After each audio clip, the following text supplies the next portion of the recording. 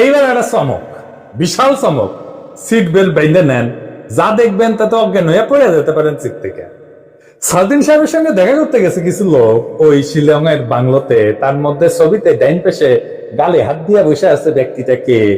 এই ব্যক্তিটা গুরুত্বপূর্ণ, কারণ সালাউদ্দিন সাহেবের সাথে সকল মিটিং এ তার উপস্থিতি দেখা যায়।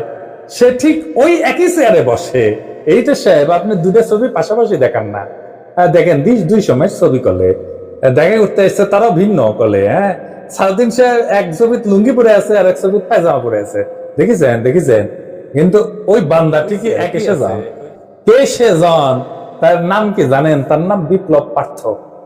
চট্টগ্রামে তাকে সবাই চেনে। আওয়ামী লীগের একজন লেসপেন্সার, আওয়ামী লীগের একজন কর্মী এবং ভারতীয় এজেন্ট হিসেবে আওয়ামী লীগের 15 বছর পুরোটা সময় দাপটের সাথে জীবনযাপন করে গেছেন।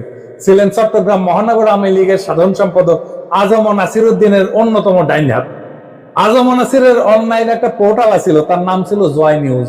জয় নিউজের সাংবাদিক হিসেবে দীর্ঘদিন কাজ করেছিল এই বিপ্লব পার্থ, মার্শাল্লাহ। কিন্তু এইসব পরিচয়ের বাইরেও তার একটা বড় পরিচয় আছে। বিপ্লব পার্থর মূল পরিচয়, সে ইসকনের চট্টগ্রাম বিভাগের মিডিয়া সেলের সমন্বয়ক। হ্যাঁ, সমন্বয়ক না, সমন্বয়ক। হ্যাঁ, এটা আবার গৌরবে ফেসবুকে ঘোষণা দিয়ে প্রচার করেছিল। সে চট্টগ্রামে চিন্ময় ইস্যুতে সবচেয়ে বেশি যে লোকটা সক্রিয়, সেটা হইতেছে বিপ্লব পার্থ। দেখেছেন মিছিলে, দেখেছেন আজম নাসিরকে দ্বিতীয়বার চট্টগ্রাম সিটি কর্পোরেশনের মেয়র নির্বাচনের জন্য মনোনয়ন পাওয়া দেওয়ার জন্য ওই নাকি অমিত শাহর কাছে নিয়ে গেছিল আজম নাসিরকে। আওয়ামী লীগ সরকারের আমলে বিপ্লব নাকি 60 বারের বেশি ইন্ডিয়া সফর করেছে। গর্ব করে কইতো, সব জায়গায় প্রচার করতো। আর এই সমস্ত সফরের নাকি বেশিরভাগই ছিল সরকারি সফর। তার পাসপোর্ট যাচাই করা হোক, তার প্রমাণ মিলবে।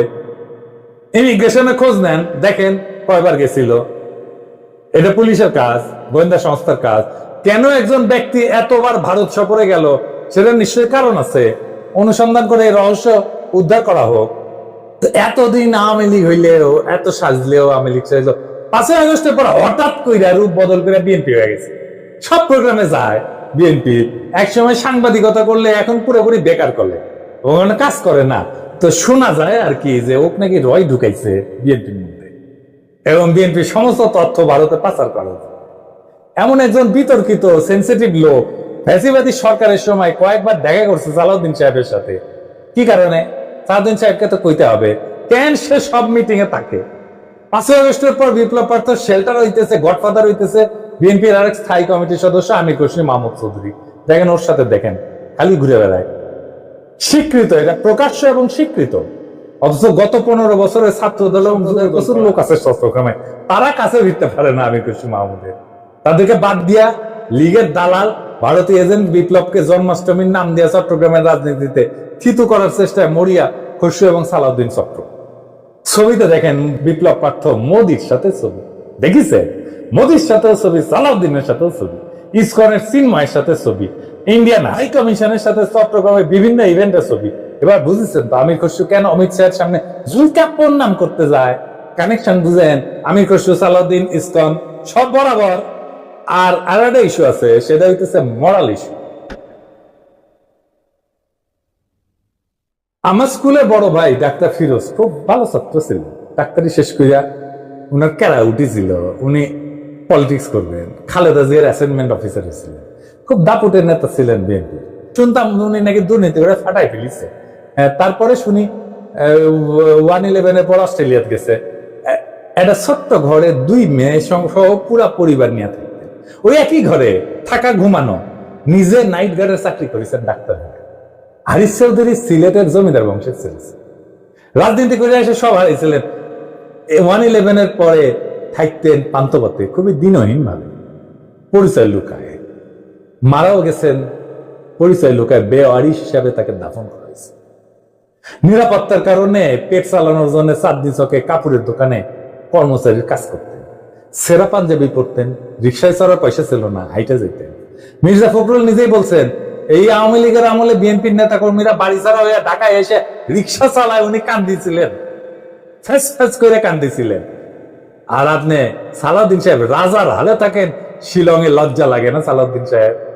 আপনার ভারতে থাকার টাইমে সকল খরচা কিভাবে করেছেন জাতিকে জানাইবেন। ইসকনের সাথে আপনার কি সম্পর্ক সেটাও জানাবেন। জাতির এটা জানার অধিকার আছে। 1975-এ সোহরাওয়ার্দী বডিগার্ড জয় বাংলা হয়ে যাওয়ার পরে বেশ কিছু বছর কাটাল রানী ইন্ডিয়া ছিল। সেখান থেকে বাংলাদেশে ফিরে আমাদের উপরে স্টিম লোয়ার চালাইছে ফ্যাসিবাদের সাথ দিয়ে আবার ভারতে পালায় গেছে। অনেকে বলে হাসিনা পালায় যাওয়ার পরে সালাউদ্দিন নামের এই বিএনপির নেতাকে ভারত বাংলাদেশে পুশব্যাক করে দিচ্ছে। এতদিন আসতে পারেননি উনি, তারপরে 1 সপ্তাহ যায়নি হাসিনা পড়ছে ওনারে পেটে দিল, আগে পাঠাচ্ছিল না। কাকতালীয় ভাবে জীবনের বড় একটা সময় হাসিনার চেয়েও বেশি সময় ভারতেই ছিল। ইদানিং হাসিনার মতো উদ্ধত ভাবে কথাবার্তা বলা শুরু করেছেন। সামনে ওনাকেও সম্ভবত আমরা হাসিনার প্রতিবেশী হিসেবে ভারতে দেখতে পাবো। মাশাআল্লাহ। সালাউদ্দিন সাহেব, মানুষ আপনারা ইন্ডিয়ান মাল ভাবে, আপনি শুনেন না কিন্তু ক্যামেরা ঠিকই শুনেন। এই যে দেখেন আপনারে কয় ইন্ডিয়ান মাল আসিছে।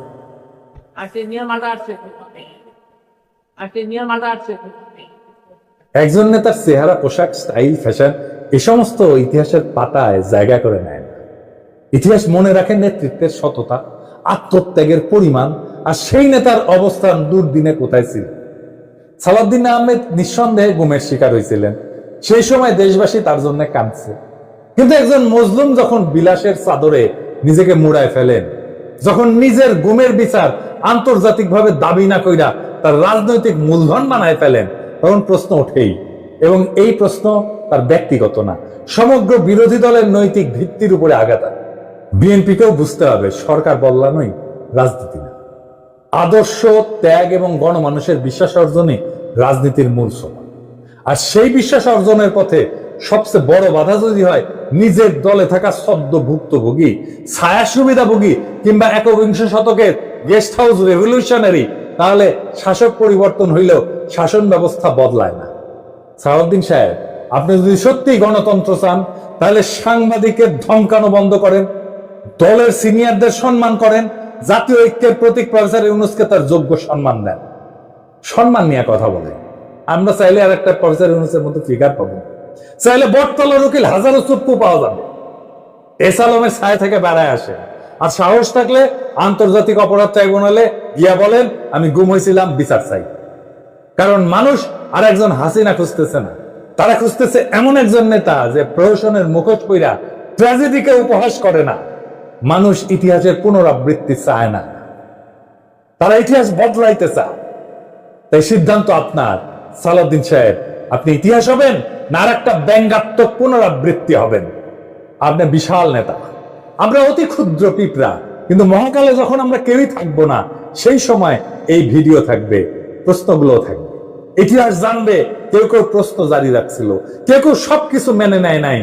এইভাবে জাতি চ্যালেঞ্জ করবে সেই দলটাকে যারা আগামী সরকার গঠন করতে চায় একটা রক্তাক্ত বিপ্লবের পর। যে বিপ্লবের আকাঙ্ক্ষা ছিল ভারতীয় আধিপত্যবাদ মুক্ত একটা দেশ। সেই দেশে যদি আবারও কারো ছায়ায় আসে সেই পুরনো ভারতীয় শকুন, সেই দলকে, সেই ব্যক্তিকে রুখে দেওয়া প্রত্যেক দেশপ্রেমিক বাংলাদেশ